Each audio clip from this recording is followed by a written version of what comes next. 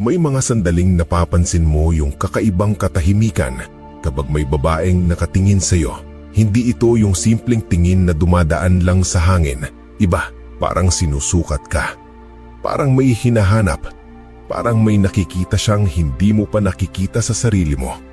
At ang mas matindi, hindi nila yan aaminin kahit kailan.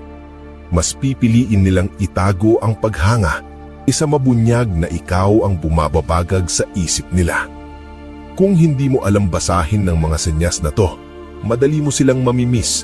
At kapag nangyari yon, hindi mo malalaman kung gaano ka pala kalakas sa mata nila. Pero ngayong narito ka, masasabi kong handa ka nang malaman ang mga clue na madalas mong hindi pinapansin.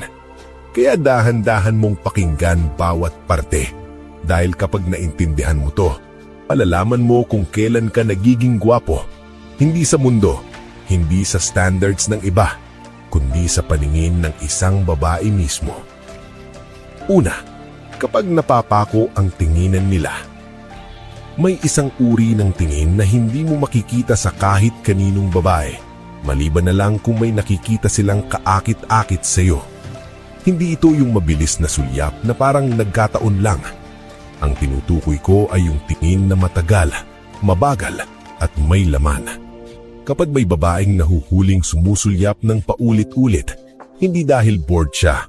Kadalasan, sinusubukan niyang maintindihan kung bakit ka tumatatak sa paningin niya. Hindi mo man pansinin, pero ang mga mata ng babae ang unang bumibigay kapag gwapo ka sa paningin nila. Kapag napansin mong bigla siyang nag-aayos ng upo, naglalambot ang balikat, pumipigil ng ngiti habang nagmamasid, hindi aksidente yon. Iyon ang instinct. Iyon ang subconscious attraction na hindi niya kayang pigilan. At kapag nahuli mo silang ginagawa to, bigla silang mag-a-adjust. Minsan iiwas ng tingin, minsan magpapatay mali siya. Pero ang totoo, naunahan na sila ng utak nila. Sa mata ng babae, ang gwapo ay hindi lang tungkol sa muka. Ito'y tungkol sa vibe, tindig at presensyang mahirap baliwalain. Kung yan ang reaksyon nila sa'yo nang hindi mo naman ginagawa ang kahit ano, may dating ka sa kanila na hindi mo pa napagtatanto. Pangalawa, kapag nagiging mas tahimik siya kapag ikaw ang malapit. Kapag may isang babae na biglang nagbabago ang kilos kapag nandyan ka, hindi mo pwedeng baliwalain yon. May mga babaeng buong araw maingay, kuwela, halos hindi nauubusan ng salita. Pero pagpasok mo sa esena, para bang may humigop ng hangin mula sa paligid. Mas nagiging composed siya, mas controlled, parang bigla siyang namamalayan ang bawat galaw niya. Hindi ito simpleng hiya, ito'y tensyon na hindi niya maipaliwanag. Parang may biglang bigat sa hangin na siya mismo ang nakakaramdam. Minsan mapapansin mong nagiging mas maiksi ang sagot niya, hindi dahil suplada siya, kundi dahil ayaw niyang magkamali sa harap mo. Ayaw niyang may masabi siyang awkward. Ayaw niyang magmukhang sobrang excited. Ayaw niyang mapahiya. Yung dating diretso niyang tingin sa kahit sino, biglang nagiging mailap kapag ikaw ang kaharap. Parang gusto niyang tumingin, pero pinipigilan niya. Dahil baka mahalata mo kung gaano siya ka-conscious sa presensya mo. At pinakamapapansin mo, yung energy niya. Walang babae ang nag-iiba ng buong aura niya sa lalaking wala siyang nakikitang dahilan para maapektuhan. Kung ikaw ang nagpapatahimik sa isang babae, hindi dahil intimidating ka, kundi dahil may dating ka na hindi niya alam paano haharapin. Isa kang presensya na napapansin ng katawan niya bago pa ng utak. At yan ang uri ng tensyon na hindi madaling mawala, lalo na kung gwapo ka sa paningin niya. Pangatlo, kapag dinadamihan nila ang maliit na interaction, hindi lahat ng babae marunong maging direct, lalo na kapag may nararamdaman silang atraksyon. Kaya ang ginagawa nila, dinadamihan nila yung maliliit na paraan para lalabas na parang simpleng interaction lang. Yung tipong, "Uy, kumain ka na," kahit wala naman talagang dahilan para itanong. Yung bigla ka nalang babatiin ng hindi mo naman inaasahan. Yung magko-comment sa bagay na hindi naman espesyal, pero ang dating ay gusto lang niyang makahanap ng dahilan para makipag-usap sa'yo. Makikita mo rin na kapag may grupo, palagi siyang may pahabol na remark kapag ikaw ang nagsasalita. Hindi para pumuna, kundi para sumali sa mundo mo. May mga babae pang gagawa ng bagay na parang hindi sinasadya. Tatayo sa tabi mo kahit maraming mas maluwag na lugar, dadaan sa likod mo kahit pwede sa harap, o biglang magsisingit ng maliit na joke para lang marinig mo ang boses niya. Hindi obvious sa kanya yan. Ang totoo, instinct ang tumatakbo. Kapag gwapo ka sa paningin nila, hinahanap ng katawan nila ang paraan para magkaroon ng koneksyon kahit gaano kaliit. Minsan hindi mo man mapansin sa una, pero kapag napansin mong consistent, doon mo mararamdaman ang totoo. Hindi niya kailangan ng malaking rason para lapitan ka. Ang mismong presensya mo ang dahilan. Pang-apat, kapag nagmumirroring siya ng hindi niyang namamalayan. May mga babae na kayang itago ang nararamdaman nila sa salita, pero hindi nila kayang disiplinahin ang katawan nila. At dito nagiging halata kung gaano kalakas ang dating mo. Ang mirroring ay hindi ginagawa ng sinasadya. Ang babae ang may oras para pagplanuhan na gagayahin ang galaw ng lalaki. Ito ay automatic response, isang tahimik na pag-amin na may epekto ka sa kanya kahit hindi ka nagsasalita. Kapag kasama mo siya at napansin mong pareho kayo ng timing, kung kailan ka hihinga ng malalim, kung kailan ka mag-aayos ng damit, kung paano ka uupo, hindi iyon simpleng sabay lang kayo. Ang utak niya mismo ang sumusunod sa rhythm mo. Para itong subconscious attempt na maging in sync sa presensya mo dahil ganito gumagana ang katawan ng taong naa-attract sa isang tao. Mas lumalakas ito kapag wala kayong direktang usapan. Kapag nasa iisang lugar kayo at pareo kayong tahimik, mapapansin mong tumatapat ang posture niya sa iyo. Kung tatagilid ka, tatagilid siya. Kung magre-relax ka, parang nawawala rin ang tension sa balikat niya. Magbabago ang energy mo kahit kaunti, sumasabay siya.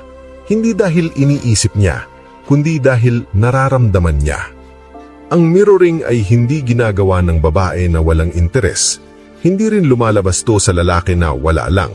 Kaya kapag malinaw ang pattern, kapag sunod-sunod mo itong nakikita, hindi mo kailangan ng malinaw na sign mula sa kanya. Ang katawan niya na mismo ang nagsasabi. At doon mo mapagtatanto ang totoo. Hindi mo kailangan magpakitang gilas para makaapekto sa kanya. Minsan sapat na ang presensya mo para ang buong sistema niya ay mag-adjust. At kapag umabot na siya sa ganitong level ng unconscious mirroring, hindi na simpleng paghangayan. May attraction na kumakapit na hindi niya kayang putulin kahit gusto niya. Panglima, kapag pinipili kanyang pansinin kahit hindi siya palamansin. May mga babaeng halos walang pakialam sa paligid. Mga babaeng hindi madaling ma-impress, hindi madaling ma-distract, at lalong hindi nagbibigay ng atensyon ng walang dahilan. Pero kapag sila mismo ang lumalapit sa iyo, kahit sa pinakamaliit na paraan, may ibig sabihin yon na mas malalim kaysa iniisip mo. Mapapansin mong nagiging mas aware siya sa iyo kaysa sa iba. Hindi naman kayo close pero parang may natural na concern siyang lumalabas. Minsan tatanungin ka niya kung may kailangan ka, minsan magbabato siya ng simpleng comment o tanong para lang malaman kung okay ka. Hindi obvious, hindi dramatic, pero consistent. Kapag ang babaeng hindi palamansin biglang nagiging attentive sa presensya mo, hindi dahil bored siya. Ito ay dahil hindi kanya ma-ignore. Ginagawa ang ayaw niya sanang gawin dahil may epekto ka sa kanya na hindi niya kayang takpan. Mapapansin mo rin na kapag may nangyari sa paligid, parang ikaw ang una niyang tinitignan. Kapag may biro, gusto niyang malaman kung natawa ka.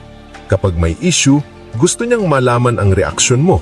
Parang gusto niyang i-match ang emotional temperature mo. At ang pinakamahirap itago, nagiging softer ang energy niya kapag ikaw ang kausap. Kahit pa matapang siya sa iba, nagiging mas makalma siya kapag ikaw ang nasa harap.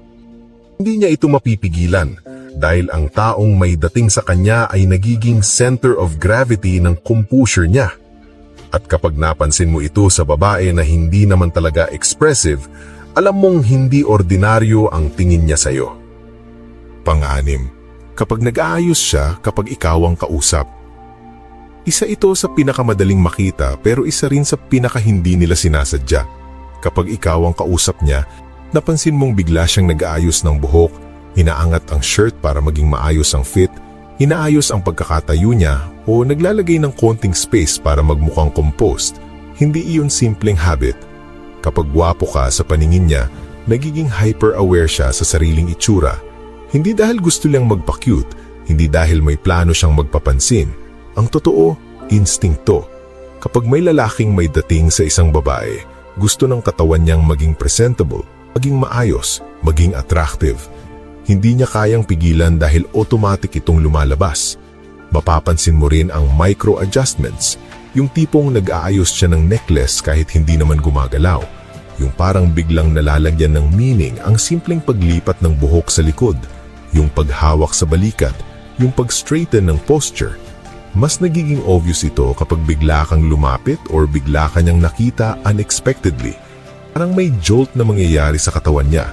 Minsan may maliit na ngiti, minsan may pilit na composed expression, pero pareho lang ang ibig sabihin. Gusto niyang maayos ang itsura mo sa paningin mo. At kung kaya mong baguhin ang kilos niya sa loob ng 2 segundo, hindi mo na kailangan ng malinaw na kumpirmasyon. Attraction na ang gumagalaw para sa kanya. Pang-7. Kapag hindi kanyang kayang i-ignore kahit nagpapakalamig ka. Ito ang senyales na hindi natatakpan ng kahit anong pride, logic o acting. Kapag pinipili mong maging detached, neutral at malamig, pero napapansin mong siya ang hindi mapakali, dito mo makikita ang tunay na bigat ng presence mo sa kanya. May mga babae na marunong umiwas kapag gusto nilang umiwas, pero iba ang nagagawa ng lalaking may dating sa kanila. Kapag nagpakalayo ka, parang mas lalo silang hinihila pabalik sa presensya mo. Kahit ayaw nilang magmukhang obvious, gumagawa sila ng paraan para mapalapit. Bigla silang may tanong, bigla silang may comment, bigla kang babatiin kahit wala namang dahilan. Hindi nila ito ginagawa para magmukhang clingy. Ginagawa nila dahil naiirita sila sa curiosity na hindi nila kayang pigilan. Kapag hindi ka nagpapakita ng interest, nagiging mas malakas ang epekto. Nagiging misteryo ka. At walang mas nakakahook sa babae kaysa sa lalaking hindi nila mabasa pero hindi rin nila maiwasan. Mapapansin mo rin na kahit hindi ka nakatingin, gusto nilang makita kung kumusta ka. Titingin sila sa direksyon mo ng paulit-ulit, hindi mapakali ang kamay. Nag-iiba ang energy nila kapag nandyan ka. Parang mismong katawan nila ang lumalapit kahit sinusubukan nilang maging composed. At doon mo mararamdaman ang totoo. Pag hindi ka kayang i-ignore ng babae kahit ikaw mismo ang naglalayo, hindi lang sila curious, nahuhulog sila sa presensya mo kahit ayaw nila. At